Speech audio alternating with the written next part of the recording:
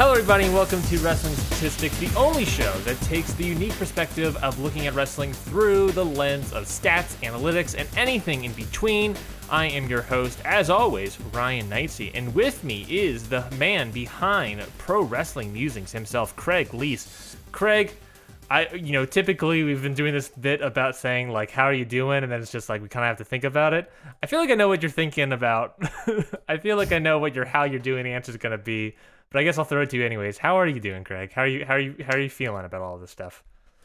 How am I feeling? I'm quite well done and crispy today. I went outside with like friends yesterday for the first time in 3 months.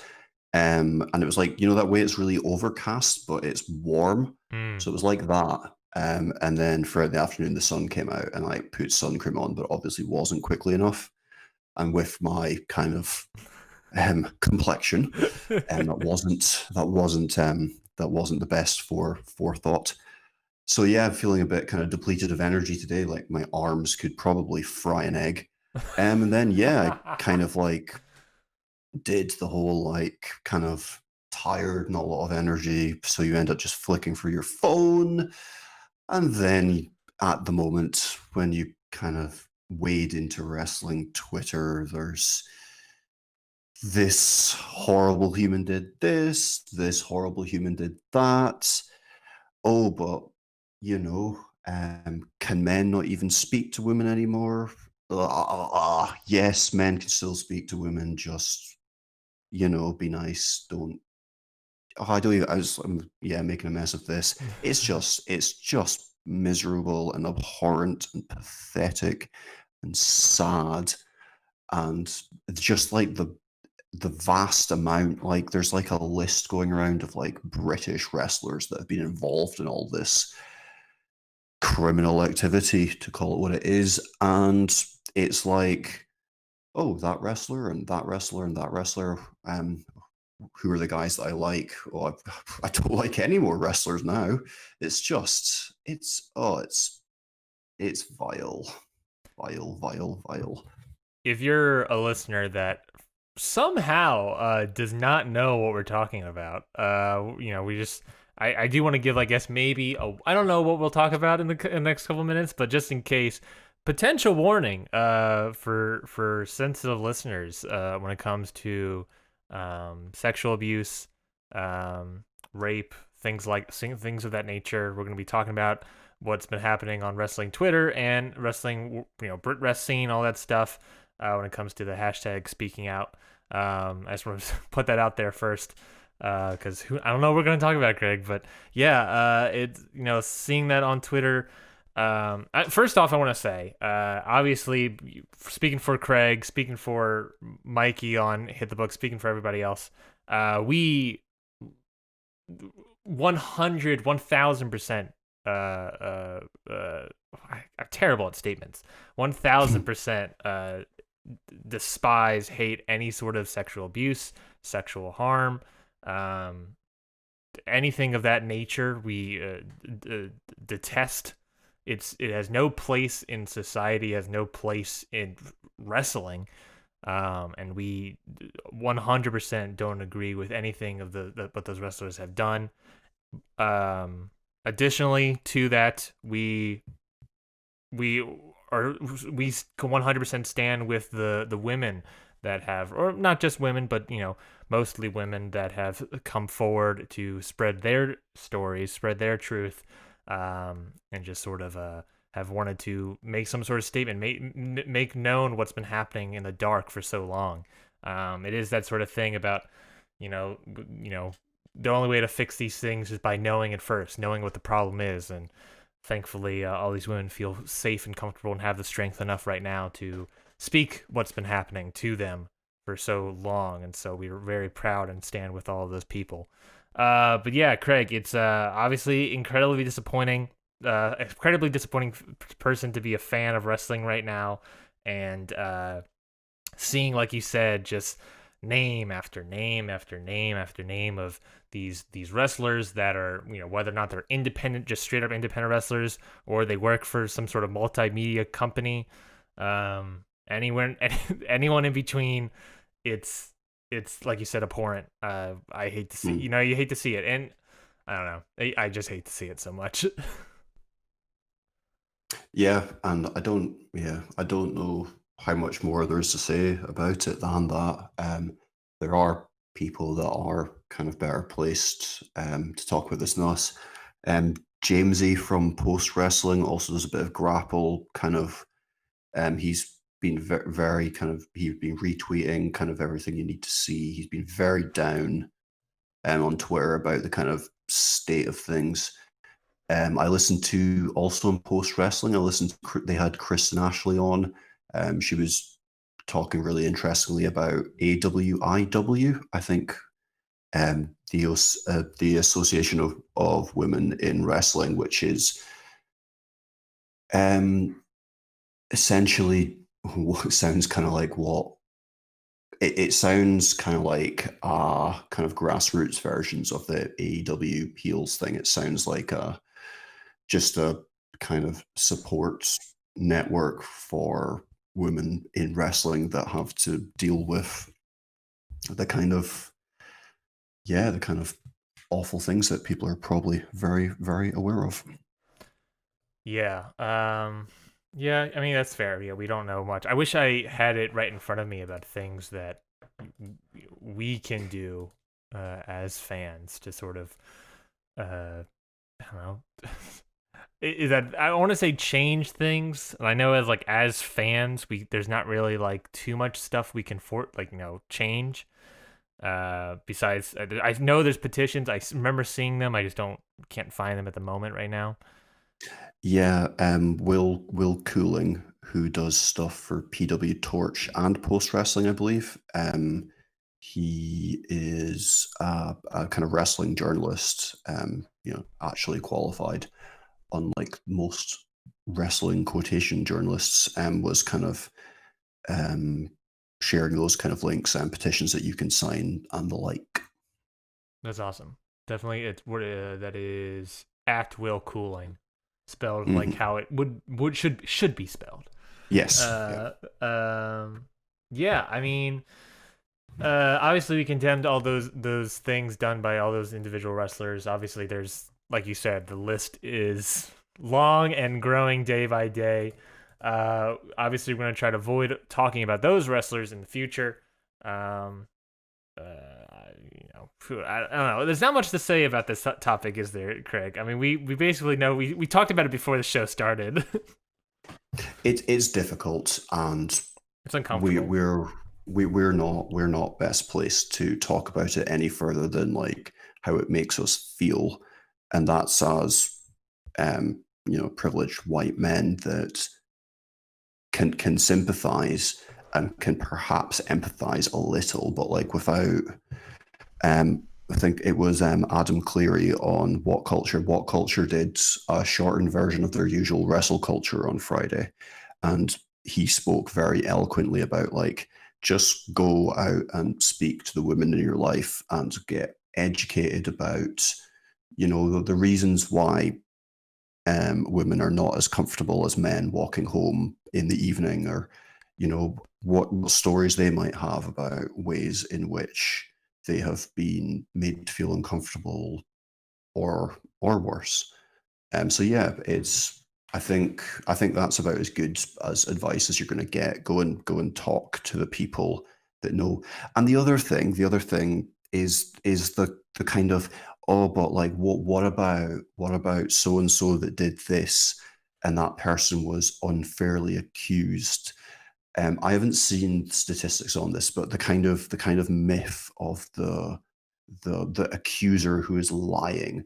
Why why would a healthy person who can speak well come out and make these kind of false allegations? That's not going to improve their life. That's not going to make them money.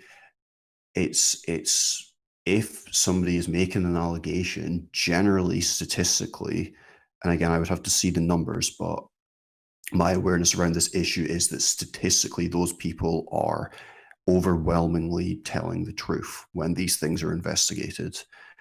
And yeah, don't be part of yes, but what if she mob? Because that kind of behavior is unhealthy, and it's not good for you, and it's certainly not good for them. And just please go and talk to people and educate yourself before you start victim blaming and making it worse. This is according to nsvrc.org. What is this? National, I believe that is National Sexual Violence Resource C. I don't know what the C stands for. There is a multi-site study that says that a multi-site study of 8 U.S. communities, including 2,000 plus cases of sexual assault, found a 7.1% rate of false reports. This study conducted in '09. Obviously, that is several years ago. What is that, 11 years ago? So things could have changed, but still, that Mm-hmm. is a 7.1% report of false reports. So, like you said, the likelihood that all of these stories are true is very high. And like you said, unless it's someone that is, it could be a thing of a false accuser, but more than likely they're not, and that just makes it even more disappointing, I guess.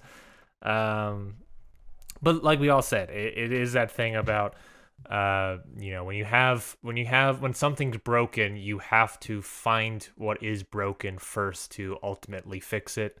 So I really hope that there's things to do. I've seen many people come up with ideas. I like the idea of just stop having like minors get trained for wrestling. I feel like that's probably shouldn't be a thing. Obviously, and that's not the broader issue. Obviously, when it comes to like the Travis Banks things, he's 30 with a 17-year-old. Um, that's not that age differential. He should know better. Um, Doesn't sound like a healthy relationship, no, to say the no. least. But like, not have these guest coach sort of mechanics in place. If this happened in any other, I don't know. I say if this happened in everything else, but we all can remember this happened in film a couple years ago as well. It's just I don't know off the top of my head what things the film world did besides just calling out when a new thing happens or something. I don't know if there was any sort of systematic infrastructure changes that took place, but obviously wrestling has never been the most I don't want to say it, non-carny business. so Mm-hmm. so professional business maybe is the word. And hopefully we can Yeah, I root out think some bad things. part of the issue is like the power dynamics, and like quite a common theme is like people being worried about what are the consequences of them saying this, or people going to somebody and saying about what happened and being told to keep it quiet. And that is hard to get around because unfortunately when there are those kind of power dynamics, people quite often don't do the right thing and decide they'd rather keep something quiet than to help the person. And yeah, I think associations where women are kind of finding other women to support them, men where appropriate, then I mean that must be the way forward. Like trade unions have always been a weird issue in wrestling. Hmm. I'd suggest any kind of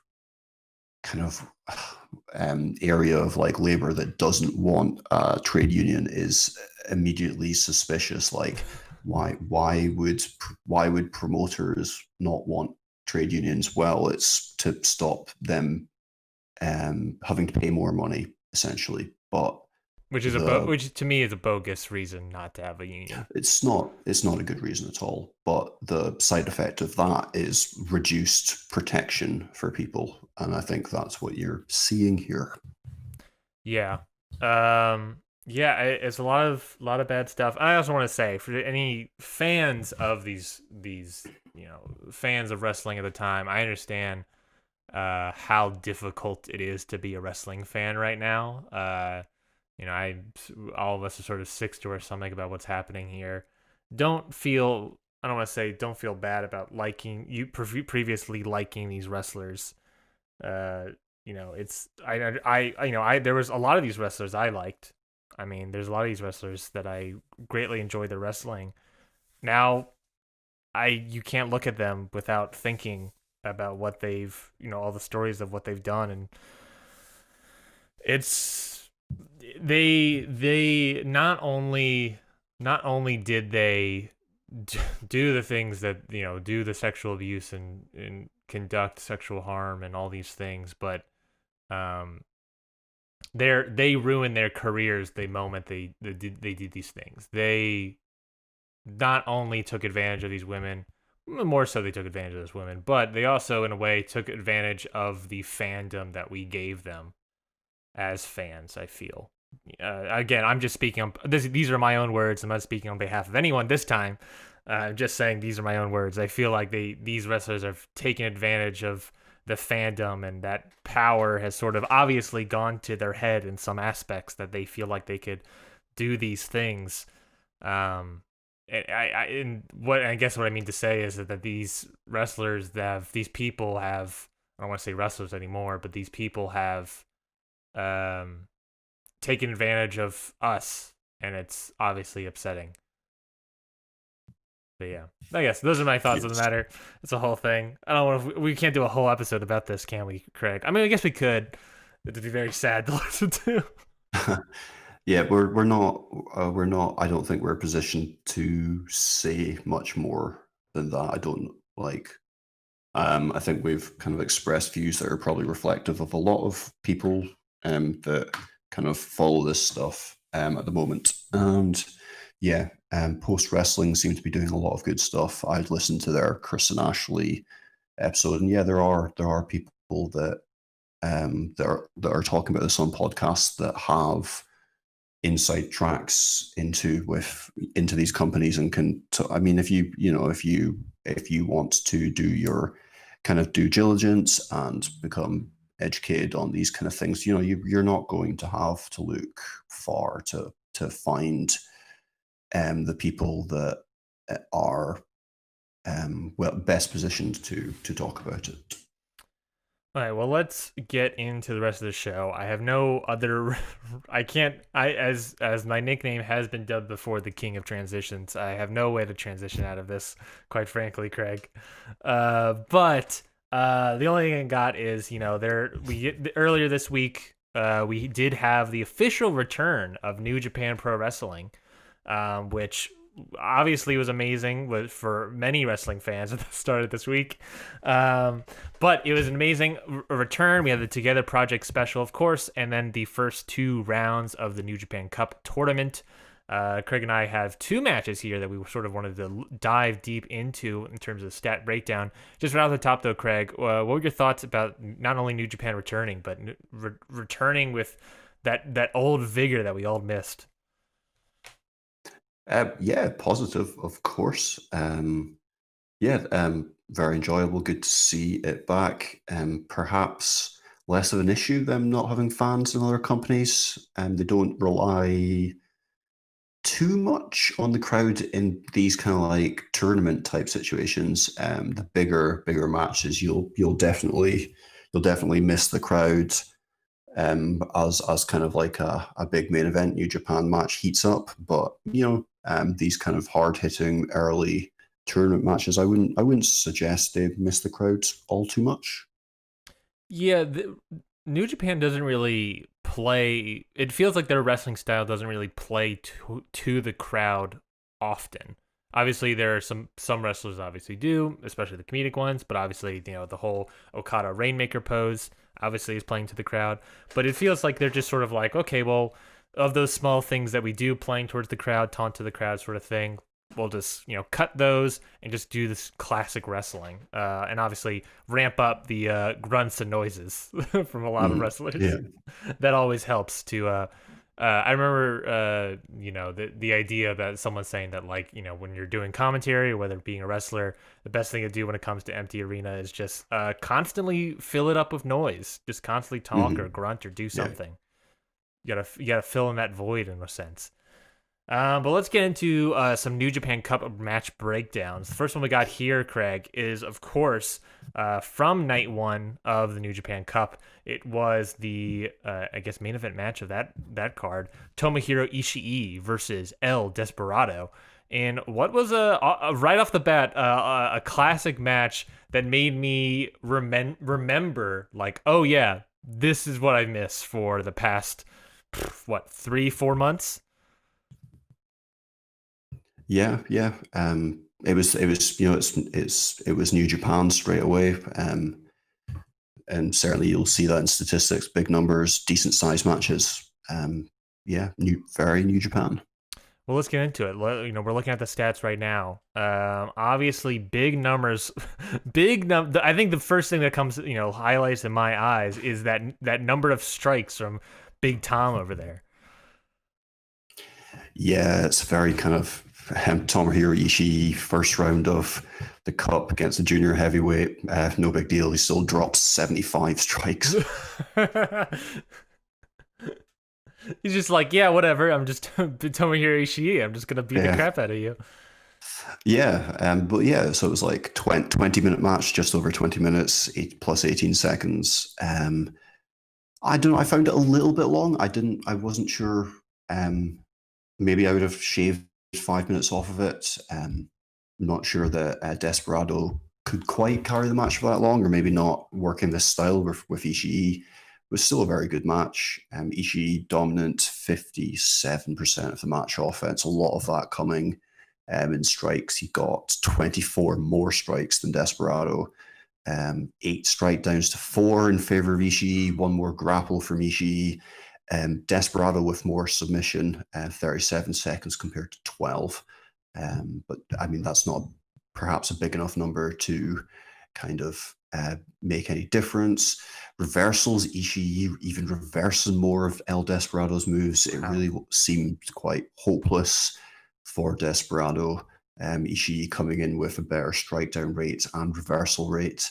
And you can even see that El Desperado kind of was resorting to any dirty tactic that he could muster.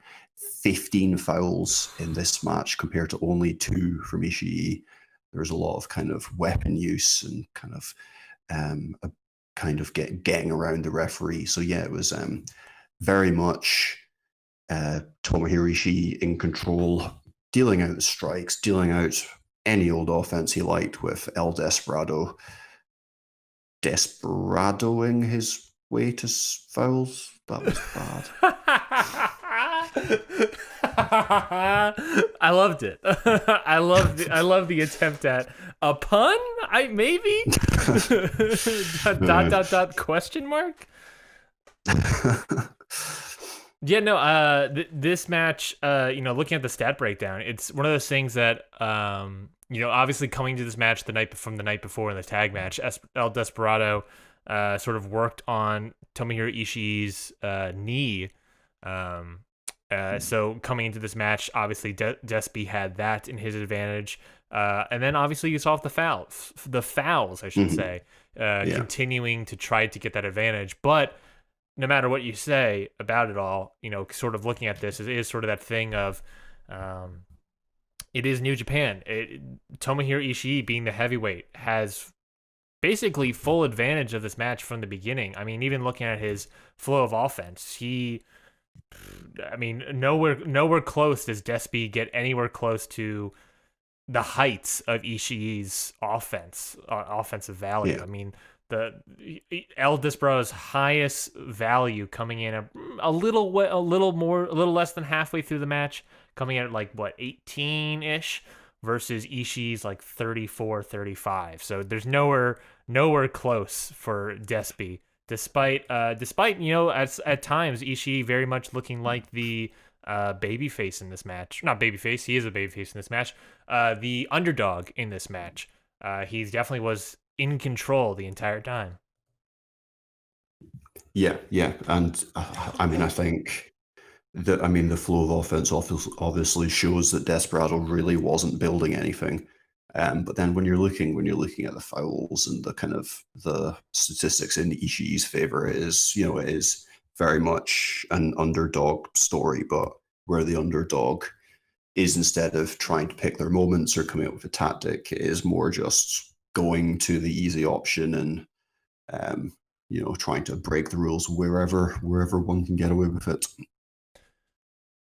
Yeah, that is one thing about like there is like that the weight of fouls. I mean, using chair shots and Hmm. stuff. It is Yeah. a number, but it is a chair shot. So it is a sort of I guess when we eventually get to it with those AEW stat breakdowns versus win loss Hmm. records, I'm interested to see how fouls do. Because obviously, I guess I should say, we've been doing those AEW stat breakdowns for a while now. Um, and this is New Japan. How New Japan probably, levels out their matches is probably different than AEW. So we can't be quite certain, but I would imagine that there are some ideas that more than likely strikedowns are still a prevalent stat when it comes to New Japan Pro Wrestling. One would think so, with the kind of focus on the strike battles that occur in New Japan Pro Wrestling, kind of more so than anywhere else. Well, certainly that we've been looking at in terms of American stuff. Yeah, I mean, speaking of strike battles, let's get into the next match. The understatement of the year. Speaking of strike battles, next match we looking at here is the next night of the New Japan Round 2, the co-main event, Yuji Nagata versus Minoru Suzuki, a match with two 52-year-old men just pummeling each other. I mean, you gotta look at these strike numbers. Holy crap, Craig. Yes, many strikes in this match. So 230 strikes were exchanged, which is a crazy amount. Um, and to give you a bit of context for that, I've essentially counted every strike thrown in AEW since the beginning of the year. There are only three men that have thrown more than 230 strikes, and all three of them have wrestled at least 10 times. But if we just take Yuji Nagata's strikes from there, his was 121 number. Um, in AEW, only seven wrestlers have a total of like accumulated strikes of more than Nagata in 2020. So we've got Colt Cabana, Kenny Omega, Dustin Rhodes, Guevara, Kip Sabian, Moxley, and Cody Rhodes. And those guys have all wrestled for over 50 minutes in total. Six of the seven of them have wrestled for over an hour. Everybody else has less than 121 strikes in 2020, and that includes MGF, Archer, Pac with 6, 6, and 5 matches. Um, Further down, Darby Allin's wrestled in 8 matches, wrestling time of 1 hour, 16 minutes, and 79 strikes in total, which pales in comparison to both the men in this match. So it's the most strikes that I've seen in one singular match, I believe, off the top of my head, since I started pulling these things together. Yeah, and not only that seven wrestlers have exceeded that number, but they're across several matches in more than 50 minutes to over an hour match time. He's Yeah, able to Colt get that Cabana. number in 20 Colt Cabana's minutes. the only guy out of all those guys that's wrestled for less than an hour. Wow. And Nagata is able to get 121 strikes in 20 minutes. Yes, exactly. And again, a lot like essentially the first 5 minutes of this match was just strikes. It was there wasn't a huge amount of variety, but it was compelling somehow. I mean, look at Which that flow of is offense there. yes, exactly, and you can see like how how how many switches, like that first 5 minutes is all strikes, even where like Nagata gets that jump where there's like six things in a row. That's just six strikes. It's not they're not pulling out grapples or anything yet. Um, I think it's just after it's around the 6 minute mark where Suzuki takes Nagata down and starts putting on submission holds. But like, yeah, 5 minutes of pure strikes, and the kind of way that these guys can make that interesting and how they respond to the strikes, and the kind of showmanship and the kind of Mizuru Suzuki method of half sticking his tongue out and laughing after his opponent has struck him. It is an odd skill, but one that these two guys were, somehow 52 years old, never leaving their feet for 5 minutes, were just like spellbinding. Just a reminder, if you want to take a look at all of these stats and graphics, you can always go to our YouTube channel, Hit the Books Podcast, and go and watch the video version of this program. Or, of course, you can go to ProWrestlingMusings.com. There'll be a link of it in the description of this podcast episode to link to either the tweets or the official document that Craig may or may not put out. I'm not sure. We'll find out, I guess, Craig. But just want to put that plug in there. It will be there, yes, eventually. Perfect. This match, even though despite only getting 121 strikes in this match from Nagata, 49% of the match offense. He's slacking, Nagata. What are you doing, my man? Blue Justice? Jeez. Looking at this, his strikes was his only strategy, right? I mean... Yeah, Minoru mixed it up by doing some his strikes are a little bit harder with the strike downs, mixing it up with going submissions, a lot more fouls. It was almost, the strategy was almost, I'm going to keep hitting him with strikes until that's all he thinks I do, and then I'm going to hit him with grapples and win, which is essentially what happened. Yeah, hit him with 3 grapples, one of which was a German suplex into a pin. Yeah, I think Suzuki was probably just surprised that he wasn't getting hit in the face anymore. Is the pin attempt that's listed there the pin he won with? That's the finishing pin. Wow. So, yeah, there were only 2 pin attempts in this match. One was Suzuki about halfway through, and the other one was Nagata winning the match. Wow. So, there wasn't a lot of variety in this match. It was 230 strikes, 4 grapples, 100 seconds of Suzuki submissions, only 11 reversals, because they just were allowing each other to hit them in the face. They weren't even trying to stop. 2 pin attempts, a bunch of fouls from Suzuki, which is customary, and yeah, that was it. It was not not a very differentiated match, but I don't know, it worked for me. Yeah, I really, really enjoyed this, and I only watched it this morning because I've been a bit kind of off with wrestling, and yeah, this hooked me. I liked this one. There's nothing about watching an amazing match that brings you back into reminding you about why this sport's amazing. And even then, you may look at these stats and be like, it's just a bunch of guys, just some guys punching each other for 20 minutes. Yeah, when people watch UFC, it's the same exact thing. This match is amazing. I cannot stress enough. I went 4.5 stars on it. I was like, this match. Did you? Wow. I was highly praising this match. I was like, this match is amazing. It's, again, you have to say, 52-year-old men. I think this match might have been on Suzuki's birthday. It might have been the day before. I'm not positive. But either way, very old men just going at it. And to be safe, this isn't just a one-off of just 2 people punching each other. No. The night before was them battling in a tag match. The night even before that, 2 nights previous to this match, was them battling each other. Nagata was coming into this match with a slightly red chest and leaving with a purple chest. It's that sort of thing of they weren't. It's just not a one-off thing. And then there's also the rivalry that they've had for years now.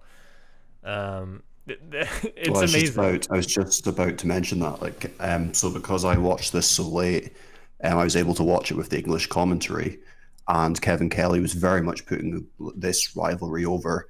And I think he said at the end, Nagata's certainly 1 up now.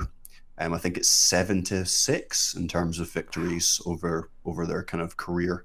And yeah, I mean, this match was so good it got me into Nagata. I would be now looking forward to his match in the next round, which I think will be against Okada, if I'm right. I'm not sure. I'm just going to double check that. I'll double check that for you. But yeah, no, very interested to see his next match. And it's so much so that I love Suzuki, and it's surprising. And I would still be more invested in Suzuki in the next round, but I'm also interested to see Nagata's next match. So much so that I'm really not that disappointed that Suzuki's gone out. Yes, Nagata's next match it will be against Kazuchika Okada, which I remember seeing on Twitter. I think it was maybe that they've only had one other match before, and it was a G1 match a couple years ago. So this will Right. be interesting. Obviously, Nagata already being some sort of bracket buster. I wonder if he's going to be able to And continue. if for whatever reason you've watched this match and been like, wow, I want to see more of Nagata, I think the guy's name is Monkey Buckles on Twitter. That's either What a great um, name! that's that's either his name or his handle. It might be at Monkey Buckles or Monkey Buckles. Um, he and like I retweeted this because it was just a fantastic piece of work, and I had no interest in the Nagata at the time. But he had Monkey like buckles. done a thread of like every single Nagata singles match in New Japan, like written a like brief comment on it. And I think there's like 106 of them or something in the end. So yeah, it's worth checking out just to see how giant the thread is, if nothing else. Yes, I'm trying to look through and find monkey buckles for us. Yeah, when I was listening to a podcast during a New Japan podcast during the off period of New Japan, and it was a watch along, and so I was just sort of watching. It was the Super J Cast, yeah, Super J Cast. I totally forgot the name, and they were doing a watch along, Mm. and so they were I was able to watch a lot more old Nagata matches. I mean, one could argue Nagata in his prime, I guess. But definitely is like being able to watch all this old stuff coming into it. It's like, okay, a little bit more appreciation of who this person is. Because, Ah.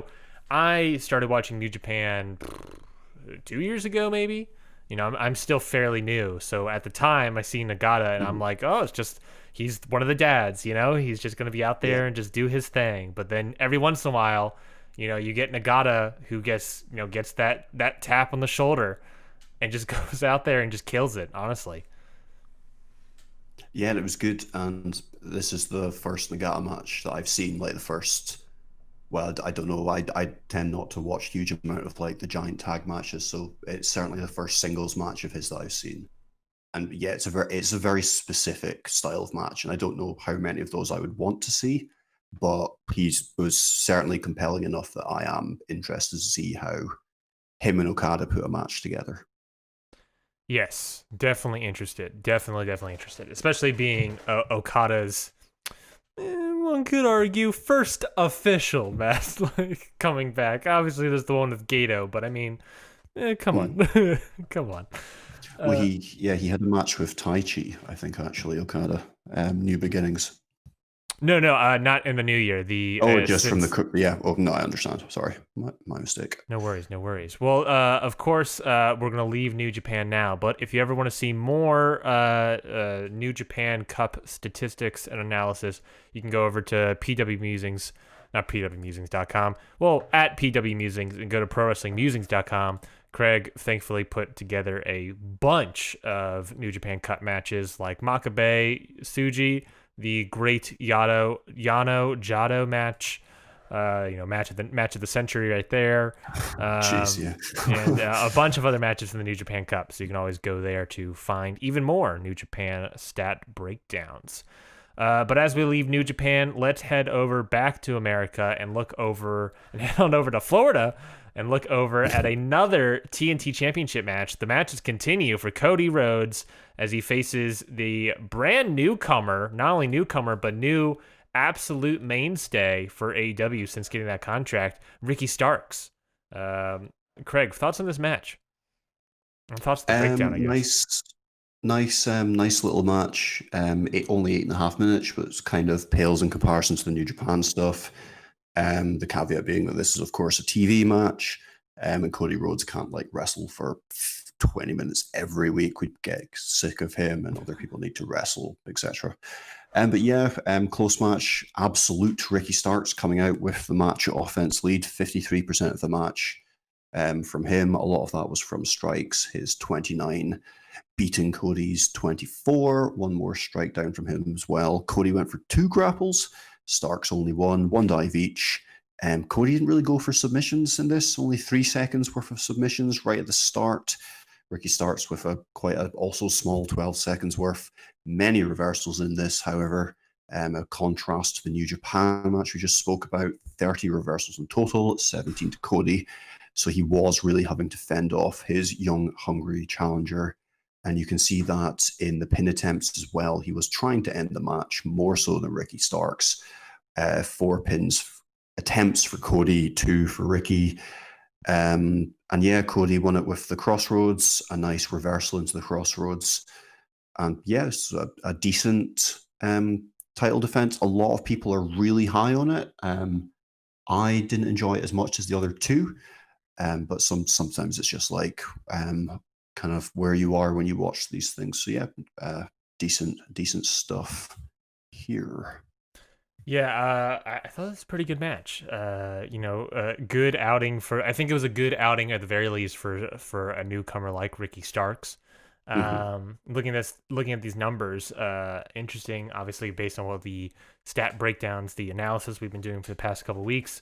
Cody, getting not a lot of strike down rates. He's just really sort of punching a lot more. Mm-hmm. And yeah, just reversing a lot more. As we'll talk about reversals coming up, very interesting. Yeah. But I don't know if you saw the. Did you get a check to see what I sent you right before the show started? What was that? Sorry. I was looking back through all 3 of Cody's matches. Oh, yes, yes. So obviously the Jungle Boy match, the Mark Quinn match, and now the Ricky Starks match. Just sort of like looking at all of the stats of those matches to see if I can just pull anything from them. Mm-hmm. And the only big takeaway I got Okay. so far, however, is that looking at this first glance, I noticed that the number of strikes that Cody gave doubled during these 3 matches. So in the Jungle Boy match, Cody gave 12 strikes, and the Mark Quinn 21, and then the Ricky Starks 24. So the number of strikes doubled as 3 matches went along, despite his match offense going down. So in Jungle Boy's match offense was 53%, then 50% in Mark Quinn, and then here we have it at 47%. To me, the only big takeaway I got from that is that he's concentrating more on striking his opponent versus doing other moves. I would suggest, based on what we spoke about in the past, that tells a story of a wrestler that is overworking. We've kind of stumbled across the idea that guys that depend on just doing lots of strikes and don't differentiate their offense enough are the ones that are losing more matches. So in Cody's first match and his second match, actually, the offense is very differentiated. He's using grapples, he's using submission. In this match against Ricky Starks, he's barely doing anything else than kind of rudimentary striking, which is almost like a kind of just trying to grind his opponents down by many strikes rather than building up to grapples and longer submissions. Yeah, one could argue that what really ultimately saved Cody in this match was his high number of reversals. In the first match, he had 13 reversals. The second match, 6. This match, 17. So, like he said, Cody, as we've been looking at the stat breakdowns the past several weeks, we've noticed that both Moxley and Cody are very well-rounded individuals.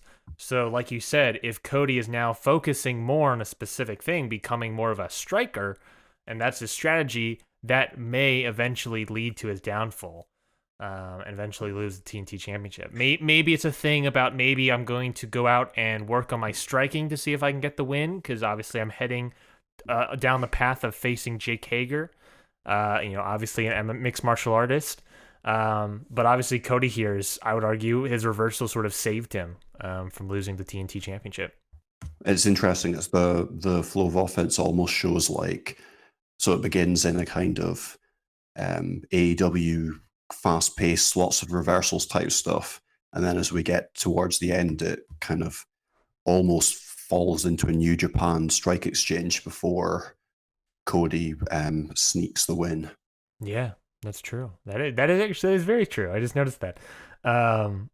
It just becomes a normal match, and then they just sort of duke it out at the very end there. Mm-hmm. Oh, Yeah. very interesting. But I would argue that I wonder if I'm trying to think of like trying to come up with like the take of like what that would maybe say. And I wonder if that's like, oh, Cody.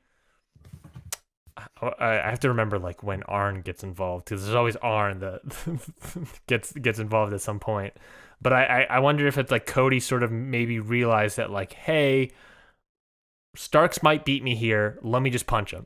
Let me just punch him a lot. Maybe, yeah, maybe. And hopefully that might wear him down a little bit. He's like, I watched the Nagata match this morning. Let me, you know what, that worked for him. Let me see if it works for me. Let me mix up my strategy.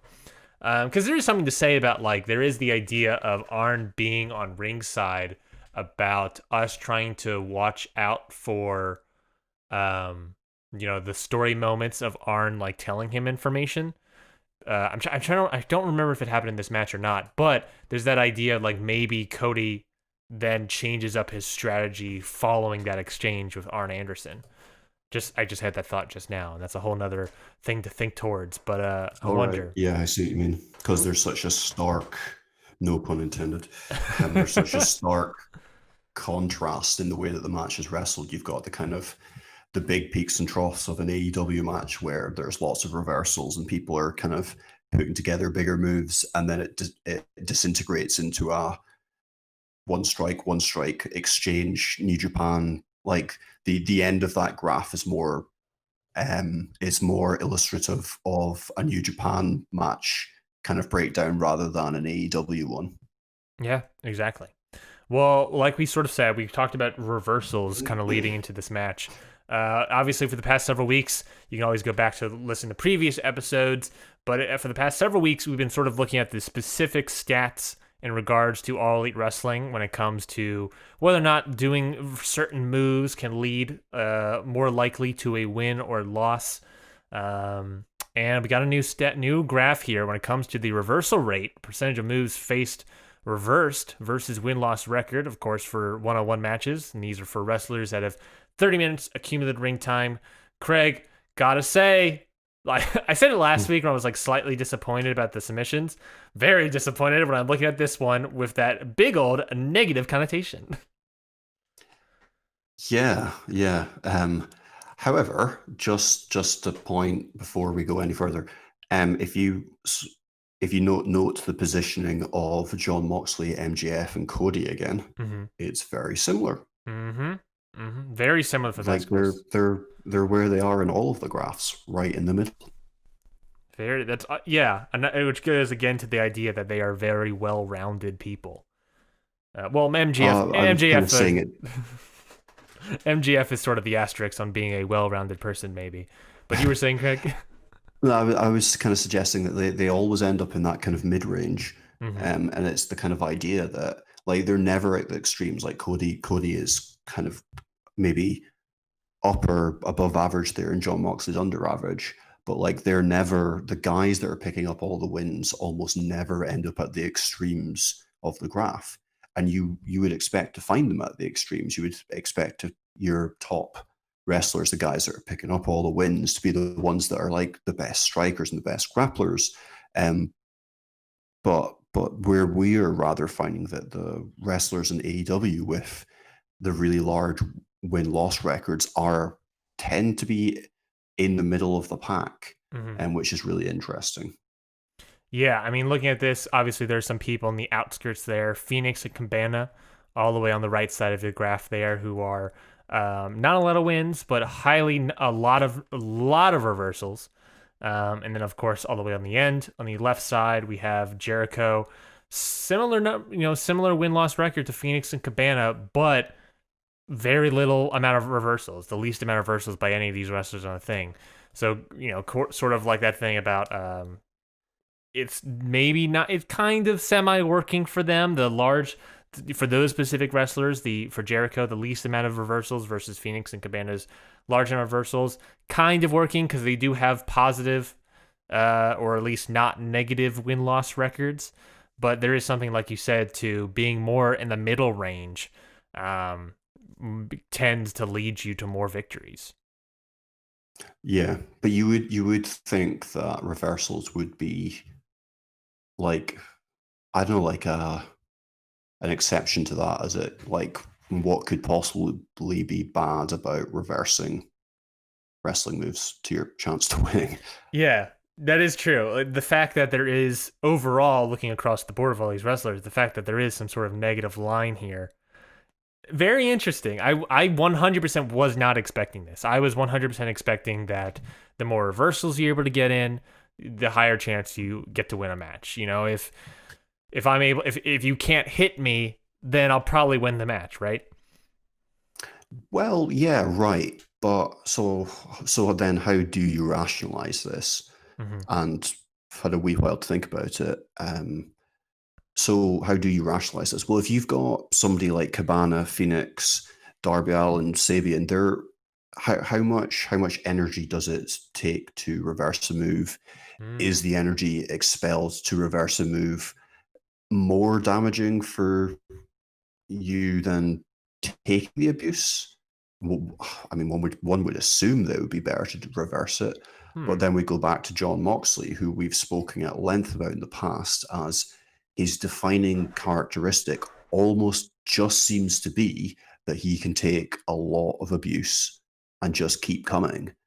So somebody like is Phoenix and Cabana, are they reversing a lot of moves because they're really skilled competitors, or are they just so afraid of being hit, taking something, and psychologically that spot they can't deal with that psychologically. If they take too many hits, their fight or flight systems firing, they're not working slow enough, they're thinking too fast, they're jittery, and then they're making mistakes and their opponents are winning. Uh, um I do want to ask when it comes to writing down a reversal rate. mhm, If Ricky Starks were to punch Cody, Cody, yeah. reverses it into an arm drag. I don't know. I'm not a wrestler. Mhm. If he's able to do that, you would write that down as a Cody reversal and not a Ricky Starks strike, correct? Yeah, rookies, if Unless it like unless if it actually if hits. yeah, the statistics are all for. So the one that often sticks out is quite often you'll write down that a wrestler did no diving maneuvers in a match. Hmm. And then people will turn around and be like, yeah, but he did a shooting star press. It's like, yes, but his opponent rolled out of the way. So Hmm. the statistics are only for the moves that connect. Okay. Okay. Because I was thinking about, I'm looking back all the way to episode 1, Craig. Remember those days? Right. Where obviously, still gathering data, and we'll look at all of this, revisit all of this down the line. Yeah. But, when it came to average offense percentage for win loss records, there was a large positive correlation where, you know, the more offense you put into a match, the more likely you would have won. Obviously, things might change now when we revisit all these things, because at the time, Brody Lee was at 85% off offense percentage of a 4-win record. Um, so things might have changed slightly. The thing graph might have been less, get those extremes out of there a little bit more. Um, but I guess what am I trying to say is that um, it's interesting that the more what it would lead me to believe that the more times you hit someone, the more likely he is to win a match. But convert in inversely, the less times you hit someone will less likely win a match. And then when it comes to reversals, where you were being hit less because you're reversing, also leads less likely to winning matches. Does that make sense? Am I making sense here? I don't know. Could you Hmm. perhaps I'm a little bit lost, to be completely honest. That's fair. I guess what I'm trying to say is that like, if you if Ricky if John Moxley's a bad example because he's like a middle thing. If Darby Allin had a very high damn it, I can't. Okay, you know what? Scratch it. I can't think of it. I can't think of it. I guess what I'm trying to say is that like the average more when we looked at the average match offense, the more offense you had in a match, the more likely you would win it. Is what we were sort of Yes. gathering from that. In what is the inverse of that? That would say that the less offense that you dish out, the less likely you would win, correct? Of course, yeah. So when it comes to the reversal rate, there's the idea of the reversal rate is dodging or reversing moves, Yeah. so you're no longer getting hit. So you are not receiving as many hits or whatever. You're Yes. which is in line with the inverse of the offense taken. So I guess what I'm saying is that it makes sense. I think I don't know exactly what I'm Sure. saying. Should I scratch this? Should I keep moving along? Maybe. I don't know. Yeah, keep going. It's fine. I think, and this is why I'm the host of the podcast and not the statistician of the show, because I'm just like, yes. I don't know. Anyways, it's been a long week. Craig. It has. Okay, well, yeah, there we go. That's the reversal rates there. Maybe if we make more sense as we go forward. Speaking of going forward, what's our next stat here? What's probably coming up next week, right? So we have left. We have pin attempts, fouls, taunts, finishers. Yeah. I don't know how much pin attempts. I don't know. I don't see how pin attempts I suppose you would could work. say that pin attempts indicates that a wrestler is more eager to get out rather than taking their time and knowing when to pin. So, I mean, you could draw kind of reasoning and correlations from that. Fouls is a lot more interesting because, like, you often see in wrestling matches that it's the well placed foul from the heel wrestler often leads to the cheap win. Whether or not that's going to be as prevalent in AEW statistics is it as it would be in other wrestling world entertainment company statistics is another question entirely. So one of those probably. Fouls to me would be the more interesting one to look at. Pin attempts and taunts are both that sort of thing, but they're both kind of related, where it's like you're pin attempts, you're trying to win. Taunts, you're just sort of like trying to get energy from the crowd or whatever. They're both things that you're not like, well, I don't know. They're both things that you're not like actively punching. So I don't know. I don't know if I'm making sense. Well, why don't we revisit kind of the totals again? So like, I was thinking of doing, instead of just like total offense, I was thinking of doing the comparison between offense given and offense taken, along with the wins and loss records. So trying to turn it into like a 4-quadrant graph. So like some people that have positive wins and positive offense would be in quadrant 1, and people that had positive wins but not positive. Do you know what I mean? Yes, I do. I thought that might be an interesting thing to do with it as well. Well, then, do you want to do fouls next week and then do that quadrant the week following? No, I'm actually quite interested in doing the quadrant thing now. Okay, let's do quadrants. Creative. I love it. Let's mix it up. We can revisit the kind of smaller kind of features of performances like fouls or taunts or whatever. Let's do it. I like it. Let's do it. Okay, then next week we'll be looking at that sort of quadrant that you sort of talked about, looking at both offense taken, offense given when it comes to win-loss records. We'll explain it all next week. So just if you want to figure out what's happening next week, just subscribe to the podcast feed, go to our YouTube channel and subscribe there for the video version. Of course, that'll pop out every Monday. Obviously, if you subscribe, you would know that. But of course, if you want even more information, you can always follow us on Twitter. I am at HitTheBooksPod on Twitter. He is at PW Musings on Twitter, or conversely at Craig PW Musings on Twitter. So you can always follow us there for even more information, whether it be information about wrestling, stats about wrestling, just general thoughts about wrestling, or I don't know, anything else about wrestling, or just thoughts about the world, I guess, at large. Craig, anything else to plug? No. I mean, it's been a bit of an odd podcast. I hope that we managed to still get across the kind of... See, this is the issue. My words have gone. I hope we managed to pick through those matches okay, and that people that were listening kind of gleaned something from that episode, because it was yeah, I think everybody's probably feeling the same way in that we're kind of worn down by this quarantine, um, racism, abuse type news cycle that's going on at the moment. So yeah, hopefully there was something to distract. Yes, I can I just say this, Craig, real quick. And this is again me just saying this. Uh, I support all of those things. You know, I support the Black Lives Matter. I support the speaking out movements. Obviously, I support staying inside and not going outside when it comes to the pandemic.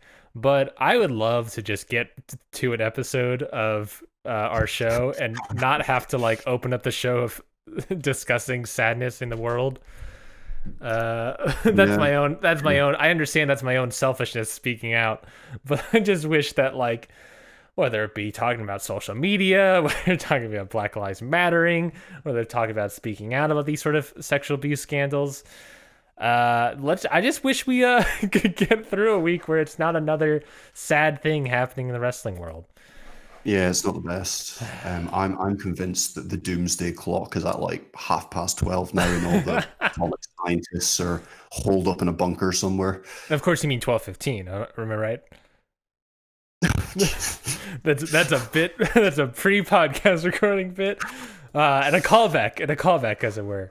Yeah. So thank you everybody for listening to this week's episode. Like Craig said, we hope we were to provide some sort of I don't want to say distraction because it's not. I don't want to distract, but some brevity from what is happening in the world currently, especially the wrestling world. We'll be back next week for even more. Obviously, we'll be back talking about New Japan. Probably another Cody match. I think there's a Cody match again this week. I'm also not positive. There's always a Cody match. But I remember seeing something about how there was going to be a Fighter Fest like discussion or something with Cody, and I was like, is he not doing the match then? I was very confused, Cody. But either way, we'll be back next week for even more discussion all about everything happening in the world of professional wrestling, about stats and analytics. We'll see you all next week. Have a good week. Goodbye.